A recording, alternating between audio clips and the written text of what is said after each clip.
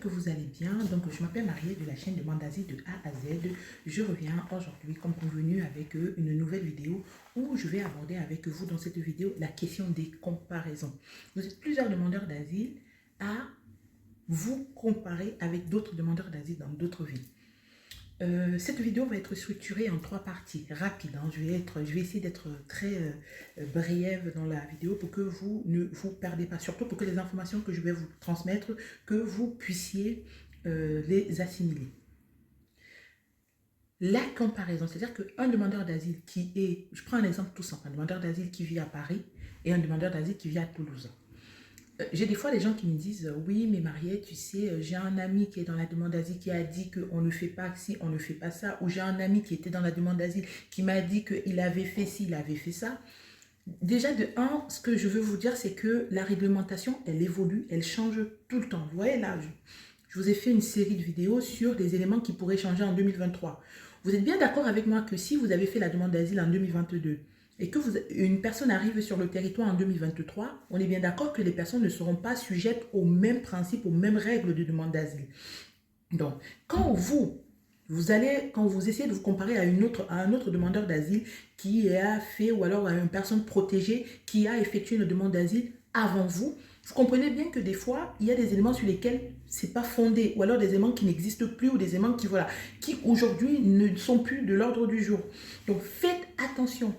Je fais cette vidéo parce que voilà, récemment j'étais en voiture avec ma collègue et on échangeait un peu sur plein de sujets. On est tombé sur ce sujet de comparaison où les personnes vont vous dire oui mais moi mon frère il était dans un centre à Toulouse et à Toulouse il avait droit à ci, il avait droit à ça.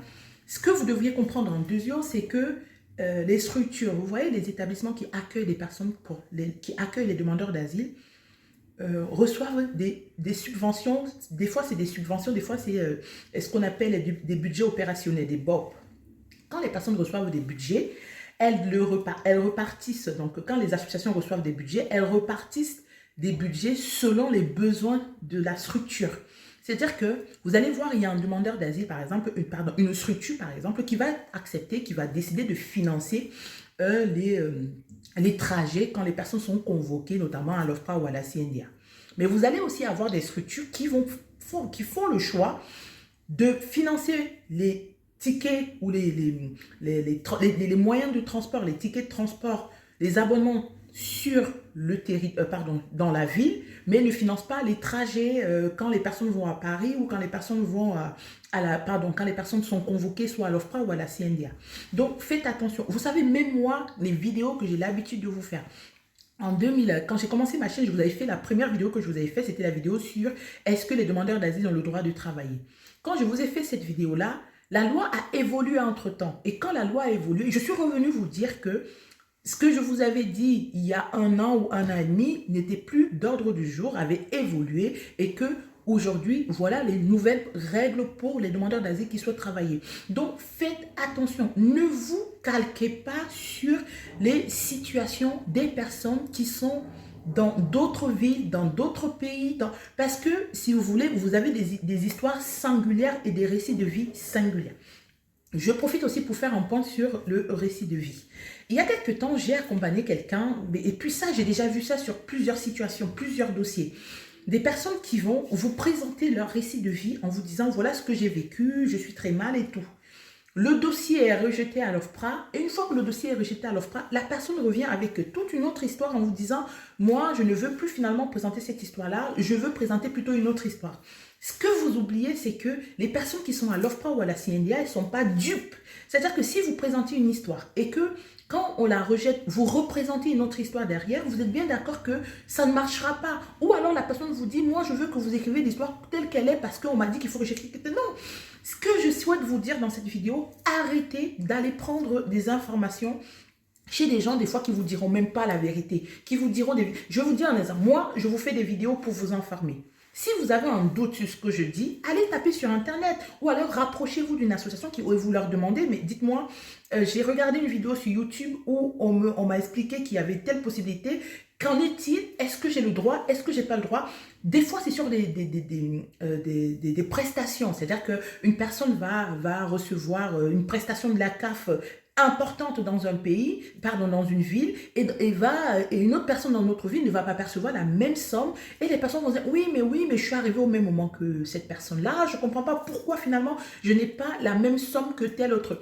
Est-ce que vous êtes pareil? Est-ce que vos doigts se ressemblent déjà? Déjà, ce que je veux dire, c'est faites attention. Les gens, quand ils vous disent, oui, mais moi j'ai fait ci, moi j'ai fait ça, parfois ce sont des charlatans.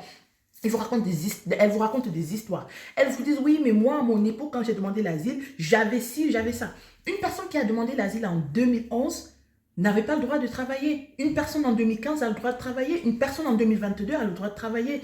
Vous voyez les subtilités, c'est-à-dire que arrêtez de vous focaliser, arrêtez d'aller vous calquer, d'aller copier les situations des autres pour dire que moi finalement j'ai envie de faire comme tel parce que tel m'a conseillé. Non. Si vous avez besoin des informations par rapport à une situation, moi le conseil que je vous donne, c'est rapprochez-vous des personnes compétentes qui ont l'information. N'allez pas vous asseoir dans des bars et pour vous dire, oui, mais moi, à mon époque, je faisais ci, je faisais comme ça, il y avait ci, il y avait ça. Qu'est-ce que vous pensez? Vous pensez que tout ce que la personne vous dit est réel? Donc, c'est à vous de voir. Faites attention. Moi, quand je parlais de ça, ma collègue m'en parlait, moi, c'est des situations que j'ai déjà vécues pour plein de dossiers et je m'étais dit que, ouais, peut-être c'est arrivé là et tout. Non, mais quand ça commence à être énorme, c'est-à-dire que plusieurs personnes disent, oui, mais tu sais, moi, quand j'étais dans telle ville, j'avais reçu ça, je n'avais pas reçu ça, dans telle autre ville, ça se passait comme ça se passait pas. Non. Dites-vous toujours que les financements, même si déjà les structures ne perçoivent pas les mêmes subventions et ne perçoivent pas les mêmes budgets. Un centre d'accueil pour demandeurs d'asile ne perçoit pas le même budget qu'un centre d'accueil d'évaluation des situations ou un hébergement d'urgence pour demandeurs d'asile ou un accueil temporaire et service d'asile ou un PRADA, programme d'accueil et hébergement pour demandeurs d'asile. Toutes ces structures-là, bien que étant des structures qui accueillent, accompagnent, domicilient les demandeurs d'asile, ne perçoivent pas les mêmes subventions, ne perçoivent pas les mêmes budgets. Et comme les structures ne perçoivent pas les mêmes budgets, elles vont repartir leur budget suivant les besoins des personnes et suivant l'urgence du besoin. C'est-à-dire que ce n'est pas parce qu'un demandeur d'asile va dire « moi je veux être financé pour mon trajet à Paris ou l'hôtel quand je vais à Paris » que l'association va dire « ah oui, désormais on finance l'hôtel pour un demandeur d'asile parce qu'il a fait la demande ». Non. Donc faites attention quand vous essayez de vous dire « oui, mais mon frère il est à Toulouse ». Votre frère il est à Toulouse, il est dans quel type de structure? Ce sont des questions que vous allez vous poser. Il est dans quel type de structure? Il est en quel type de procédure? Il est à quel niveau de sa procédure? Qu'est-ce qu'il a raconté là-bas? Parce que vous savez, votre frère, votre cousin, votre ami, votre je ne sais pas qui, vous dira des choses, mais ne vous dira pas exactement ce qu'il a dit là-bas. Donc, quand vous allez vous calquer sur lui ou sur elle en disant « oui, mais ma soeur, mon frère, mon cousin a dit ceci », moi, le conseil que je vous donne, rapprochez-vous des institutions. Vous savez, moi, les informations, on m'a souvent dit, mais oui, mais les informations que tu donnes sur ta chaîne, il n'y a pas... Je dis, mais non, mais ce sont des informations qui sont accessibles. Si vous allez sur Google, vous avez une problématique, vous ne savez pas comment vous y prendre. Vous rapprochez de la Maison des droits de l'homme. Vous prenez un rendez-vous à la permanence de la Maison du droit, vous prenez un rendez-vous avec un avocat et vous lui posez la question. C'est gratuit, c'est-à-dire que ce n'est pas payant. Vous vous rapprochez des gens qui ont l'information. Ne vous rapprochez pas, n'allez pas écouter les conversations que les gens vous disent en disant « oui, finalement, ça, c'est la parole d'évangile ». Non, même moi, ce que je vous dis, il y a des fois, je reviens vous dire que ce que je vous ai dit a évolué parce que c'est la réglementation. La demande d'asile, elle n'est pas figée. Elle évolue en permanence. Je vais essayer de récapituler pour que vous puissiez mieux comprendre mes propos de ce matin. Quand vous êtes demandeur d'asile, vous êtes arrivé en France, vous avez autour de vous des personnes qui, comme vous, ont déposé des dossiers de demande d'asile. Ces personnes-là ne sont peut-être pas dans la même ville que vous, ne sont peut-être pas dans le même pays, ou alors, je ne sais même pas, ne sont pas hébergés dans les mêmes structures que vous. Parce que si vous voulez, même si vous êtes dans la même ville et que vous êtes hébergé dans des structures différentes, le financement n'est pas le même. Le financement non seulement n'est pas le même, peut ne pas être le même, mais aussi la répartition des budgets ou alors les orientations que la structure a prises pour repartir son budget peuvent ne pas être les mêmes.